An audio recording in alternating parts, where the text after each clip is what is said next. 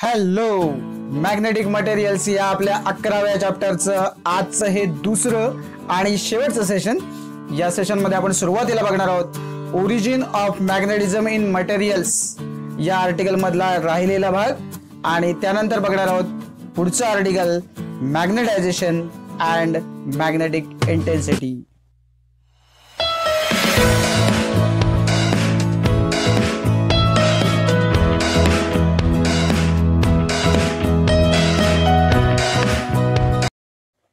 या चॅप्टरच्या पहिल्याच सेशनमध्ये मी तुम्हाला म्हटलं होतं की या चॅप्टरमधले बरेचसे मुद्दे जे आहेत ते 2020-21 या शैक्षणिक वर्षासाठी वगळलेले आहेत, आणि त्यामुळे आजचं हे दुसरं सेशन या चॅप्टरसाठी शेवटचं सेशन असणार आहे, आणि यानंतर आपला आजचा चॅप्टर इथे हा संपणार आहे. तर वळूया, जो origin of magnetism in materials मधला थोडासा पार्ट शिल्लक राहिला होता त्याच्याबद्दल थोडंसं बोलू, त्यानंतर मग पुढच्या आर्टिकलकडे वळूया. तर मागच्या सेशनमध्ये आपण बघितलं होतं की apart from the orbital motion किंवा orbital motion, electron spin also contributes to the resultant magnetic moment of an atom. म्हणजे जर टोटल किंवा resultant magnetic moment of an atom जर कन्सिडर केला तर त्याच्यामध्ये दोन मॅग्नेटिक मोमेंट कन्सिडर करावे लागतील. एक तर एम ऑर्बिटल जो आपण बघितला होता, आणि एक असणार आहे तो एफ स्पिन MS या पद्धतीने, आणि एम ऑर्बिटल म्हणजे MORB प्लस MS हा आपल्याला काय देईल तर resultant magnetic moment of that atom देईल. So vector sum of these two moments is the total magnetic moment of the atom. So दोघांची बेरीज घ्यावी लागेल, व्हेक्टर सम घ्यावी लागेल ड्यू टू स्पिन आणि ड्यू टू ऑर्बिटल किंवा ऑर्बिटल मोशन.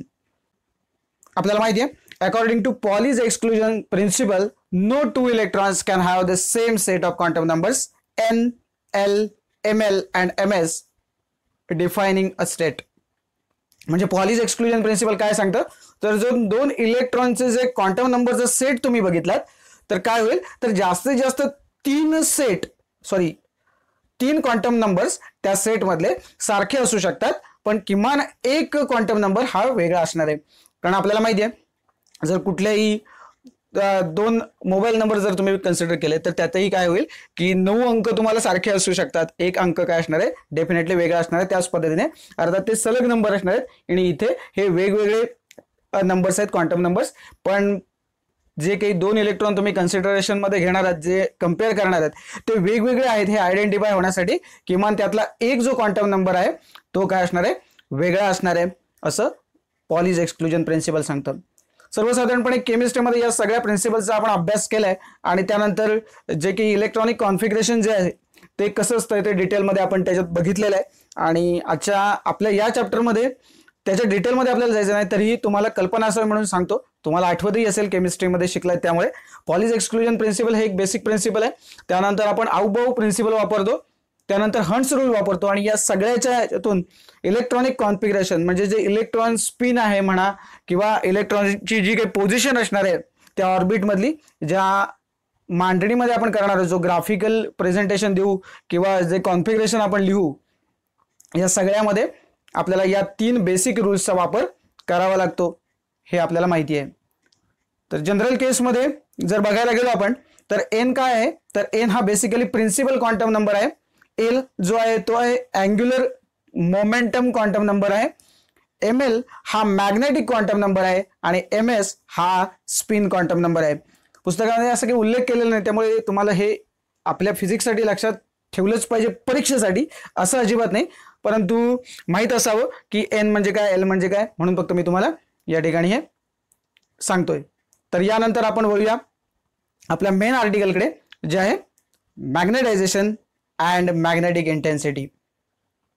सो आपण काय बघितलं याच्याही आधी की जे काही अनपेअर्ड इलेक्ट्रॉन्स असतील तिथे काय असतं की त्यांना एक particular net magnetic dipole moment असतो, आणि मॅग्नेटिक डायपोल मोमेंट्स हे जे आहेत हे रँडमली कसंही ओरिएंट झालेले असतात, आणि त्यामुळे ॲव्हरेज जर आपण बघितलं तर कुठल्या तरी मॅग्नेटिक डायपोल मोमेंट कुठल्या तरी मॅग्नेटिक डायपोल मोमेंटला कॅन्सल आउट करतो, आणि त्यामुळे net dipole moment of many of the bulk materials is 0. पण काही अशी मटेरियल असतात की ज्यांच्यासाठी हा जो नेट डायपोल मोमेंट हा 0 नसतो. उदाहरणार्थ जर आपण बघितलं Fe3O4 तर इथे आपल्याला दिसेल की या सगळ्या जर मॅग्नेटिक डायपोल मोमेंटची आपण बेरीज केली तर ती 0 असत नाही. आणि त्यामुळे इफेक्टिव्हली मग काय आपण म्हणू शकतो की such materials have a net magnetic moment. थोडंसं हे Fe3O4 नावाचं जे मटेरियल आहे ते काय आहे ते समजून घ्या. तर Fe3O4 म्हणजे फेरोसोफेरिक ऑक्साईड आहे, एक प्रकारचं आयर्न ऑक्साईड जनरल केसमध्ये आपण म्हणू शकतो. कॅन्सरच्या ज्या केसेस आहेत ते कॅन्सरच्या डिटेक्शनसाठी म्हणूया किंवा त्यानंतर अगदी कॅन्सरच्या ट्रीटमेंटसाठी हे जे ऑक्साईड आहे हे जनरली वापरलं जातं आणि इट एक्झर्ट्स स्ट्रॉंग मॅग्नेटिझम ही त्याची बेसिक प्रॉपर्टी आहे. मॅग्नेटायझेशनची डेफिनेशन जर बघायची झाली तर थोडक्यात आपण काय सांगू शकतो बघा. The ratio of magnetic moment to the volume of the material is called magnetisation. आणि त्यामुळे मॅथमॅटिकल फॉर्ममध्ये जर लक्षात ठेवायचं तर एकदम सिंपल आहे बघा. M is equal to M net upon volume.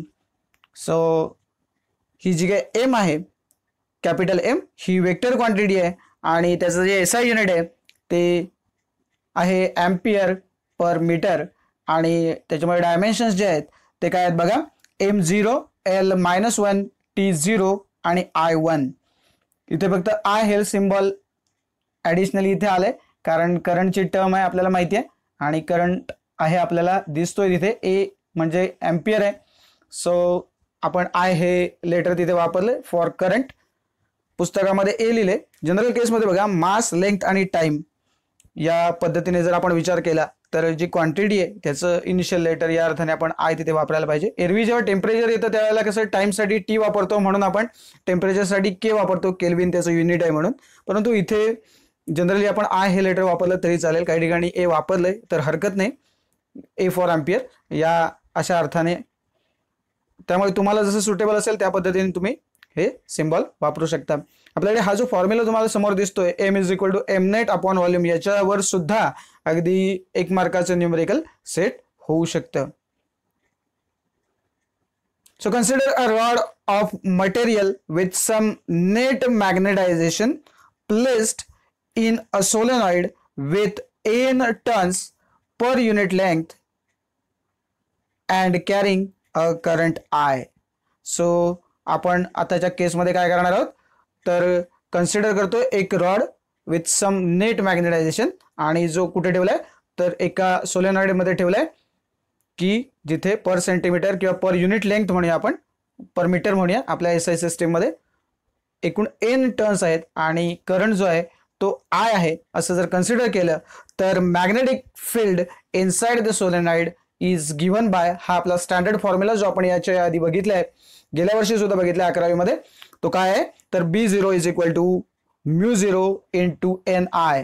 n turns असतील तर अदरवाइज μ0 इंटू I असा तो फॉर्म्युला आहे. ओके, सो हा बेसिकली B0 साठी फॉर्म्युला झाला. आणखीन एक जे मॅग्नेटिक फील्ड आहे due to the material kept inside the solenoid, ते जे त्याचं जे मॅग्नेटिक फील्ड आहे ते आपण BM या सिम्बॉलने दाखवतो. काय म्हटलं बघा, let us denote the magnetic field due to the material kept inside the solenoid by BM. आणि मग जे नेट मॅग्नेटिक फील्ड येणार आहे इनसाइड द रॉड ते कसं असेल बघा, तर B is equal to B0 plus BM. म्हणजे B0 आणि BM या दोघांची जर बेरीज केली तर आपल्याला net magnetic field inside the rod he value मिळेल. सो या इक्वेशनला आपण इक्वेशन नंबर 1 देऊया. आता आपली जबाबदारी काय आहे बघा, आपण असं म्हटलं की B is equal to B0 plus BM पैकी आपण B0 ची जी व्हॅल्यू आहे ही आपल्याला इथे लिहिलेली दिसते. तर आपल्याला आता काय करावं लागेल तर पुढे जाऊन आपल्याला बघावं लागेल की BM ची व्हॅल्यू काय आहे.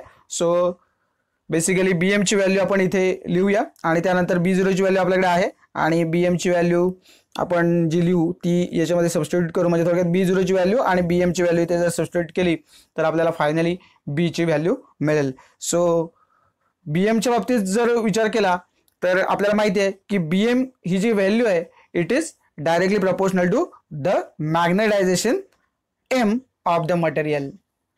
ओके, आणि त्यामुळे आपण डायरेक्टली प्रपोर्शनल आहे याचा अर्थ काहीतरी कॉन्स्टंट आपण इंट्रोड्यूस करू शकतो. सो डायरेक्ट फॉर्म्युला या संदर्भात आपण कसं लिहू शकतो बघा, तर BM is equal to μ0 into M, आणि हा जो कॉन्स्टंट आहे प्रपोर्शनॅलिटी कॉन्स्टंट हा बेसिकली μ0 काय आहे तर permeability of the free space.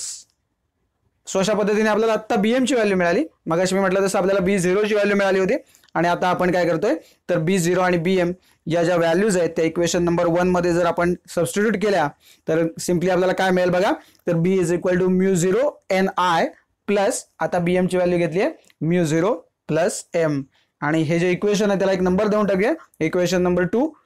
आणि आणखीन पुढे जाऊन आपण एक नवीन क्वांटिटी इंट्रोड्यूस करतोय जी आहे मॅग्नेटिक फील्ड इंटेन्सिटी H, आणि ती जी H ची व्हॅल्यू आहे ती किती असते तर N इंटू I इतकी असते. आणि म्हणून तुमच्या इथे लक्षात येईल बघा, इथे आपल्याला सेकंड इक्वेशन मध्ये NI दिसतंय, आणि आपण जी क्वांटिटी इंट्रोड्यूस करतोय मॅग्नेटिक फील्ड इंटेन्सिटी H त्याची व्हॅल्यू किती आहे N इंटू I, म्हणजे याचा अर्थ NI च्या ऐवजी आपण काय लिहू शकतो H लिहू शकतो. सो हे जे इक्वेशन नंबर 2 आहे ते थोडंसं मॉडिफाय होईल पुन्हा, आणि मग आपण कसं लिहू शकतो बघा, B is equal to μ0 H plus μ0 M. Okay, आणि मग याच्यानंतर काय होईल तर डेफिनेटली आपल्याला दिसतंय की μ0 हा कॉमन आहे, आणि त्याच्यावरून आपण पुन्हा एकदा ते ब्रॅकेटमध्ये घेऊ शकतो H आणि M. तर घेऊया हे जे इक्वेशन आहे ते पुन्हा कंटिन्युएशनसाठी फक्त पुढच्या स्लाइडवर ठेवतो, आणि त्याच्यानंतर पुढे आपण याच्यावरून इक्वेशन नंबर 3 ऑब्टेन करूया. So B is equal to μ0 H plus μ0 M, हे आपलं आता जे इक्वेशन होतं ते पुन्हा लिहिलंय. देअरफॉर बघा काय होईल, B इज इक्वल टू μ0, आणि कॉमन μ0 बाहेर घेऊन आपण आतमध्ये काय शिल्लक ठेवलं H प्लस M, आणि हे जे इक्वेशन आहे याला इक्वेशन नंबर देऊया इक्वेशन नंबर 3. आता आणखीन एक गोष्ट आपण करणार आहोत, the ratio of M upon H gives the value of काय, that is magnetic susceptibility. Okay, हे जे सिम्बॉल तुम्हाला दिसते इथे, तर हे सिम्बॉल जे आहे ते आहे काय, प्रोनाउन्सिएशन काय असंच आहे त्याचं, आणि स्पेलिंग आहे CHI. म्हणजे तुम्हाला जर चाय म्हणायचं असेल तर चाय म्हणू शकता तुम्ही, अर्थात काय प्रोनाउन्सिएशन करायचं. प्रोनाउन्सिएशन हा याच्यातला काही फार मोठा विषय नसतो, कारण आपल्याला ते तिथे लिहायचं आहे, लक्षात घ्या. त्यामुळे तुम्ही काही म्हणा, काही लोक त्याला साय असं म्हणतात, साय लक्षात घ्या, यू सारखा दिसतो आणि मग एक उभी रेषा बरोबर मध्यातून जी टाकलेली असते त्याला साय असं म्हणतात, PSI असतं, P सायलेंट असतो, आणि इथे CHI. सो चाय म्हणा किंवा काय म्हणा, काहीही म्हणा, पण सिम्बॉल बघा कसा आहे त्याच्याकडे लक्ष द्या. आणि M अपॉन H जर तुम्हाला काय देत असेल, ससेप्टिबिलिटीची व्हॅल्यू देत असेल, तर आपण कसं लिहितोय बघा, तर M upon H is equal to काय, म्हणजेच M इज इक्वल टू काय होईल मग, M इज इक्वल टू काय इंटू H. आणि मग ही जी काही M ची व्हॅल्यू आता आपल्याला मिळते ही मी काय करणार आहे, या इक्वेशन नंबर 3 मध्ये जर सबस्टिट्यूट केली इथे M च्या ऐवजी, तर मग काय होईल बघा, B is equal to μ0 into bracket H plus काय H, बरोबर आहे.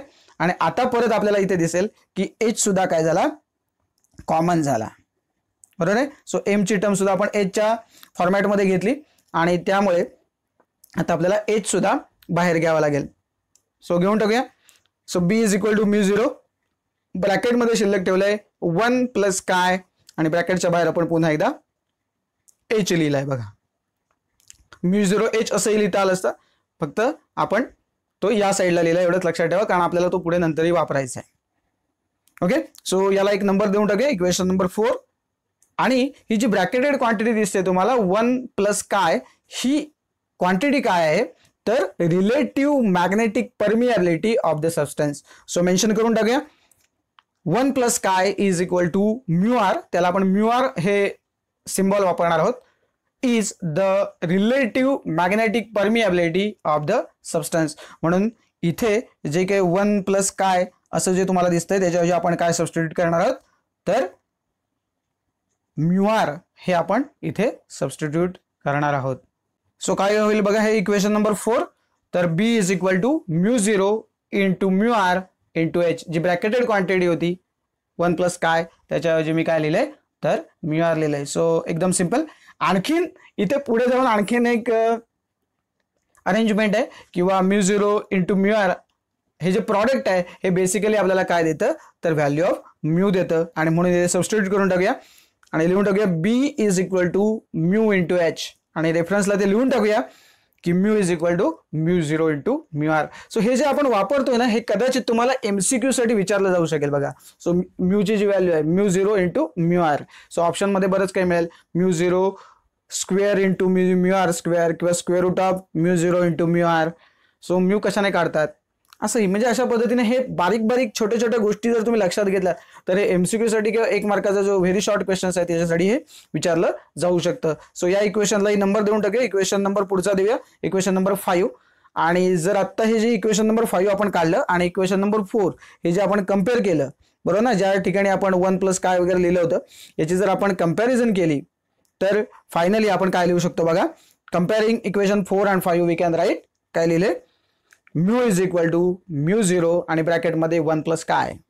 ओके सो हे जे काय आहे ते काय आहे तर मॅग्नेटिक ससेप्टिबिलिटी आहे आणि पुढे काय म्हटलंय magnetic susceptibility is the indicator of measure of the response of a given material to the external applied magnetic field. Okay याचा अर्थ काय होतो दुसऱ्या शब्दात जर सांगायचं झालं तर it indicates that how much magnetization will be produced in a given substance when kept in an external magnetic field. थोडक्यात काय बघा तर एक मॅग्नेटिक फील्ड आपण जनरेट करतो म्हणजे काय करतोय कॉईल घेतोय आपण त्यात इलेक्ट्रिक करंट पास करतोय आणि magnetic effect of electric current नावाचा चॅप्टर आपण ऑलरेडी बघितलाय. याचा थोडक्यात अर्थ काय तर जी काही आपण मॅग्नेटिक फील्ड अप्लाय केलंय म्हणजे मॅग्नेटिक फील्ड अप्लाय करतोय म्हणजे बेसिकली आपण काय केलंय तर जी एक कॉईल घेतली आहे त्याच्यामधून करंट पास केलाय आणि इलेक्ट्रिक करंटमुळे त्याच्या मॅग्नेटिक इफेक्टमुळे तिथे मॅग्नेटिक फील्ड तयार झाले आणि त्यातलं किती फील्ड ते मटेरियल ॲब्झॉर्ब करतं आणि ते मॅग्नेटाइज होतं याचा हा बेसिक रेशो आहे आणि तो तुम्हाला काय देतो तर मॅग्नेटिक ससेप्टिबिलिटी देतो. दिस means when the substance is kept in magnetic field the atomic dipole moments either align or oppose the external magnetic field. म्हणजे ज्या वेळेला मॅग्नेटिक फील्ड मध्ये हे सबस्टन्स ठेवले जातील तेव्हा त्याचे जे ॲटॉमिक डायपोल मोमेंट्स आहेत ते एकतर त्या मॅग्नेटिक फील्डच्या डिरेक्शन मध्ये तरी असतात किंवा तिला अदरवाईज अपोज तरी करतात. आणि समजा असं जर झालं की ते जे काही ॲटॉमिक डायपोल मोमेंट्स आहेत ते त्या सबस्टन्सला अपोज करत असतील तर जी कायची व्हॅल्यू आहे म्हणजे मॅग्नेटिक ससेप्टिबिलिटी आहे ती निगेटिव्ह असणार आहे. आणि समजा ते ॲटॉमिक डायपोल मोमेंट हे मॅग्नेटिक फील्डच्या डिरेक्शनमध्ये जर असतील तर काय होईल तर काय ची जी व्हॅल्यू आहे ती पॉझिटिव्ह असणार आहे. यानंतर पुस्तकामधला एक चार्ट तुमच्या समोर ठेवतो की ज्याच्यामध्ये magnetic susceptibility of some materials ही दिलेली आहे. एका साईडला तुम्हाला डायमॅग्नेटिक सबस्टन्स दिसत आहेत आणि एका साईडला पॅरामॅग्नेटिक सबस्टन्स दिसत आहेत आणि वरती काय असं म्हटलंय बघा तर आपण ही जी व्हॅल्यू लिहितोय मॅग्नेटिक ससेप्टिबिलिटीची जर तुम्ही नीट बघितलं तर तुमच्या लक्षात येईल की जे डायमॅग्नेटिक सबस्टन्स आहेत त्याची जी मॅग्नेटिक ससेप्टिबिलिटी आहे ती बघा निगेटिव्ह आहे आणि जे पॅरामॅग्नेटिक आहेत त्यांची ससेप्टिबिलिटी काय आहे पॉझिटिव्ह आहे. अर्थात 10⁻⁻⁶, 10⁻⁻⁴ अशा व्हॅल्यूज दिसत आहेत तुम्हाला म्हणजे लार्ज नाही आहेत व्हॅल्यूज स्मॉल आहेत बघा. म्हणजे प्रॉपर्टी जर विचारल्या तर तुम्ही काय म्हणू शकता की डायमॅग्नेटिक सबस्टन्सची जी काही मॅग्नेटिक ससेप्टिबिलिटी जी आहे ती स्मॉल अँड निगेटिव्ह आणि पॅरामॅग्नेटिकची काय आहे तर स्मॉल अँड पॉझिटिव्ह. सो या पद्धतीने आपण म्हणू शकतो फेरोमॅग्नेटिकची जी आहे ती पॉझिटिव्ह असते आणि लार्ज सुद्धा असते. तर 1000 2000 असे ते अंक असतात. आपण याच्यावरती एक न्यूमेरिकल पुढे जाऊन बघूया आणि मग तुम्हाला त्याच्यावर आणखीन एक न्यूमेरिकल तुम्हाला आज होमवर्कला देतो. तर बघूया आजचं जे न्यूमेरिकल आहे ते काय आहे. The magnetic field B and magnetic intensity H in the material are found to be 1.6 Tesla and 1000 ampere per meter respectively. Calculate relative permeability and magnetic susceptibility of the material. So काय काय केलं बघा magnetic field 1.6 Tesla दिले आणि magnetic intensity जी आहे ती 1000 ampere per metre दिलेली आहे आणि दोन गोष्टी विचारल्यात रिलेटिव्ह परमिएबिलिटी मगाशी आपण बघितलं म्यू आर, आणि मॅग्नेटिक ससेप्टिबिलिटी म्हणजे काय, CHI काय. ओके, हे विचारलं. सो पहिलं मेन्शन करून टाकूया गिवन डेटा.